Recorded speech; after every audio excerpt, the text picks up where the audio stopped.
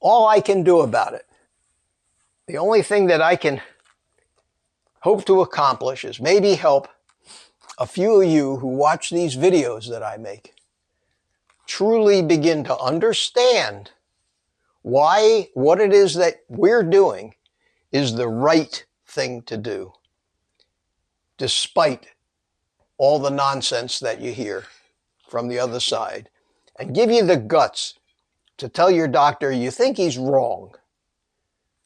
If you really want to be nasty, tell him he ought to be ashamed of himself.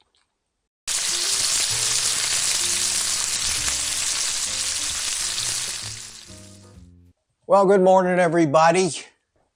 It's me, Mitch. And sometimes I think it's appropriate.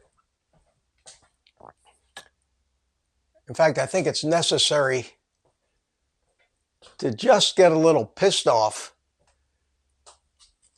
at what they're doing to the human race. With all the corruption, the special interests, the nonsense that's being perpetrated, which, and I don't think this is an understatement, which has the potential to basically destroy the human race if things keep going like they're going. I just got finished watching a 2.5-hour video, a podcast put out by Anthony Chaffee, and his guest was Dr. Gary Fettke, and it was absolutely brilliant, brilliant. And I think that anybody that's trying to lose weight, get healthy, has to watch this. You got to watch it. I'm going to put a link to this in the show notes, and it's 2.5 hours. And if you ever wanted to know that what we're doing, not only as low carb people, but as keto, ketovore, or carnivore people, you should watch this video. As far as I'm concerned, these are two great men. These are men that have, over a lifetime, learned the truth about human biochemistry, evolutionary biology, and what I call the evolutionary human diet really means. Evolutionary is the key. Everything, virtually everything in our biochemistry, we inherited from every living thing that came before us. And everything that we inherited in our biochemistry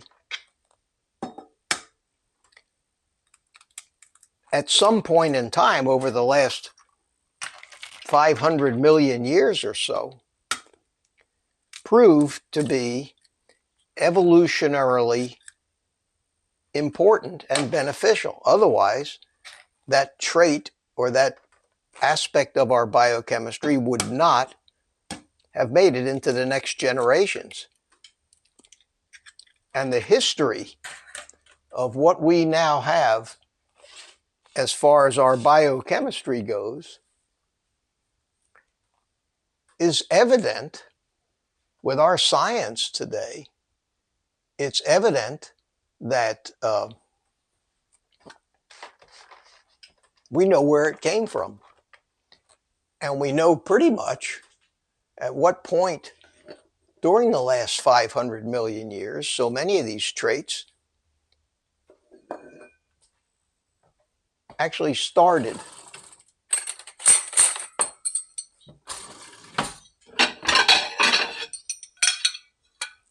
I'm cooking bacon and eggs here.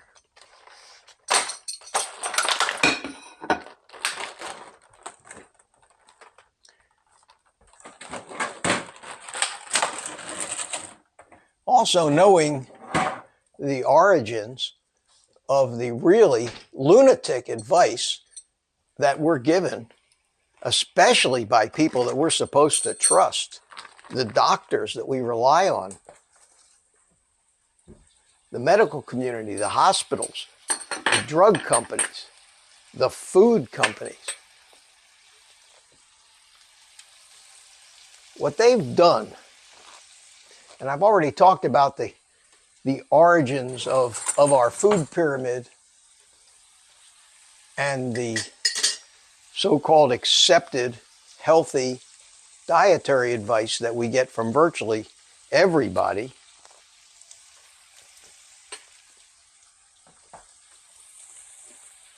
Based in religion, greed, corruptness.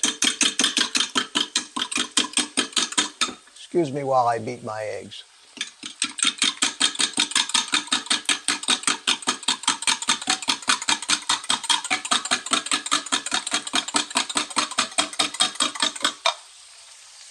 Thank you.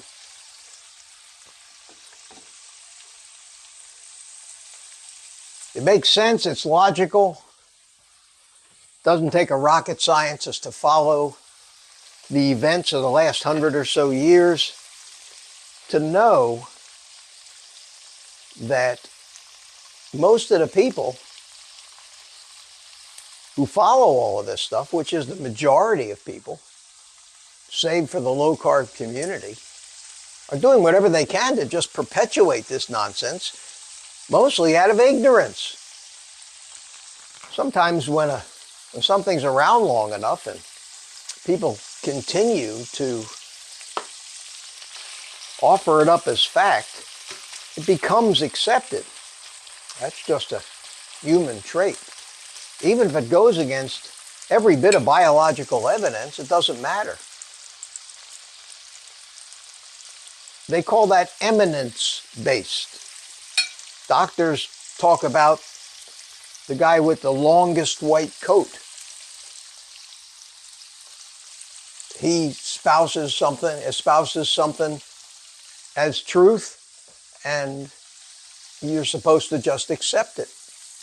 They throw around the word science as if what they're actually basing their recommendations on has anything to do with science, because one of the prerequisites for something to adhere to science is to constantly question whatever your theories are, constantly, because there's always new information, always new discoveries. But the most important thing for those of us who are trying to make sure that we are putting into our body only the things that we evolved over all those hundreds of millions of years to prosper on, because that's what fueled evolution in the first place, was the machine, the biological machine, kept fine-tuning itself to prosper on its source of raw materials, which is our food. And our food is the most important thing. Most important thing. Not exercise, not anything. It's the most important thing for our health, is making sure that what we put in our body is exactly what our body evolved to best use. And humanity survived that way from its very origins, 3.5 million years ago when the first humans roamed this planet, up until we got too smart for our own good and too greedy for our own good. And we had an industrial revolution. We learned money is good. Money buys all those toys and things that we want to have. And what we forgot was that maybe we're actually doing a lot of harm. But that requires conscience, and I'm beginning to believe, unfortunately, that conscience is in very, very, very short supply in this world of ours. That's evident by turning on the news in the morning. So instead of all of those doctors and drug companies and universities and big corporations like Coca-Cola and Nestle, instead of them just asking themselves, listen, is it true what these low-carb lunatics are saying, that we may actually be doing some harm?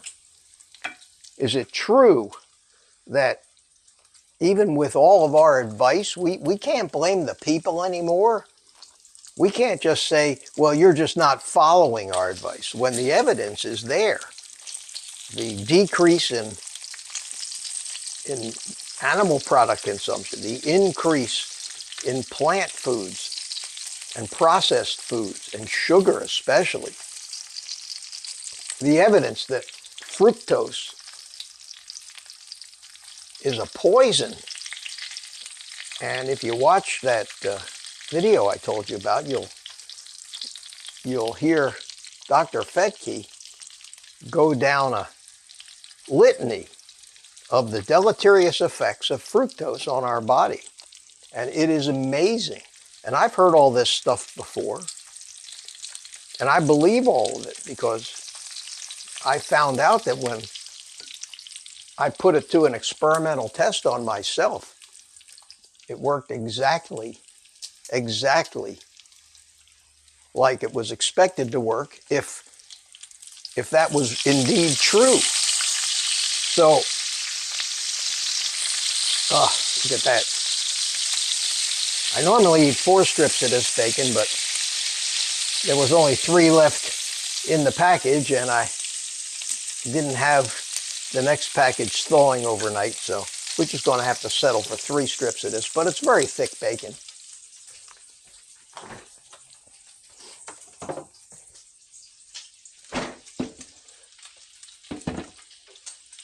But how do you fight? How do you fight the system? How do you fight the machine? How do you fight the fact that 99% of the dietitians out there, the doctors out there, the hospitals out there, are not willing to accept the fact that maybe they're wrong, that everything they've learned is wrong, that we can't admit that we were wrong? How do you fight that? How do you fight when they have so much control over not only the message, but who's giving the message? It's very, very frustrating. They call this a groundswell type of movement, but we're being censored. They control the people that control the messaging. They label what we're saying as disinformation, and based on that, they think it's okay.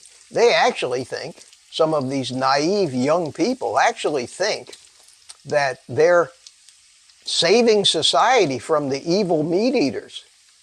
How do you fight that? I'm trying to fight it the best I can by making these videos that I hope people will watch. Not that they're going to learn everything from me, but maybe they'll begin to understand how we've all been so manipulated and damaged by the results, the health results, not only on us, but our loved ones. It is criminal. There are crimes that people are put to death for that don't even begin to reach the level of the damage and suffering and death and pain that our society has now in taking away the appropriate food for human beings, trying to make it unavailable and replace it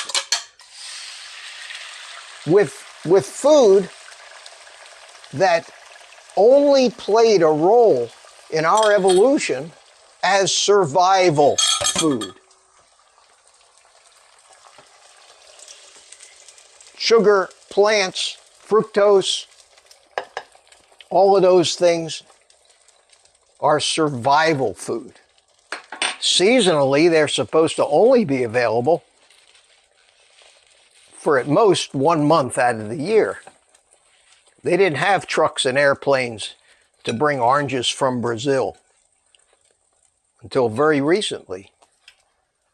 We're not supposed to eat that stuff. And the effects of those stuff, if you listen to Dr. Fettke, fit exactly with the narrative of what you would expect when animals, and we are animals, need to eat something in place of what they're supposed to eat when it's in short supply to survive. So the effects of eating survival food are to increase our appetite. And the metabolism of these things, when you hear the explanations of the different pathways and the different biology, which I know bores most people, but understanding that just hardens your conviction that regardless of all the naysayers and regardless of your doctor telling you that that's going to kill you, and regardless of all your dietitians out there telling you that humans are supposed to eat plant-based food, and it's got to piss you off. It's got to anger you like it angers me, because it's in that anger that resolve comes from. And if you don't have resolve, you're going to be talked out of this in a hot New York second. If you're overweight, that means you're probably also metabolically sick. The overweight is not the problem. The metabolic disorders are the problem. This way of eating solves the metabolic disorders. It cures them. It allows your biology to return to its optimum state. And as a nice side benefit to that, your thinking clears up, your brain starts working, and the weight starts coming off. As if by magic. You don't have to even think about the weight. Think about your health. Think about allowing your body to work like it was designed to work. And when I say design, I don't mean designed by something or somebody. I mean designed by trial and error over hundreds of millions of years of weeding out what doesn't work and weeding out what does work. And one of the constants over that hundreds of millions of years was what the organisms ate. And that's the key to this. The key to this is that we are designed, that we evolved, and I know that there's a religious connotation to that, but I'm leaving that out of it for here. Everybody's going to believe what they believe. We are the way we are because of everything that happened to every one of our ancestors, including the early one-celled organisms whose chemistry we still have in every cell of our body. And it still operates the way it operated back then. And it still needs the food supply that it needed back then. And that has not changed over all those millions of years What has changed is human beings and their arrogance and their greed and their corruption and their willingness to believe whatever kind of bullshit that somebody tells them because it's what they want to believe and it benefits them. That, unfortunately, is a human trait that seems to be growing, making us less civilized, less caring, and bound for extinction if something doesn't change.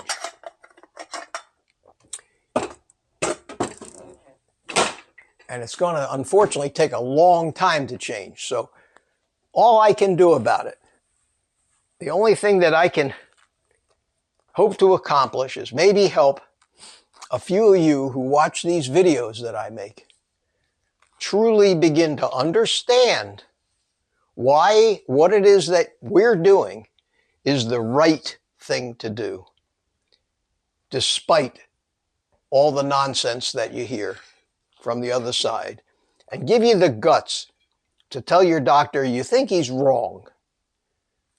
If you really want to be nasty, tell him he ought to be ashamed of himself for not looking out there at the research and the information that has basically proven beyond a shadow of a doubt that the human animal is not meant to thrive on plants.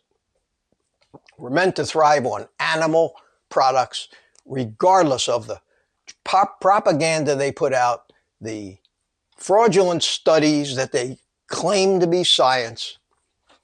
And just get pissed off, stay pissed off, and keep doing what you're doing. And watch that video.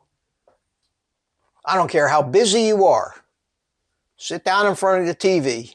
Tell everybody that you're going to be busy for 2.5 hours. Click the link and watch that video. And if you're not as pissed off as I am after you're done, then you didn't understand what was said. And watch it again. So that's the homework for today. And my breakfast is ready, so I'm going to go eat this, and you guys take the rest of the day off. And while you're taking the day off and have nothing to do, watch the video. And after that, eat some meat.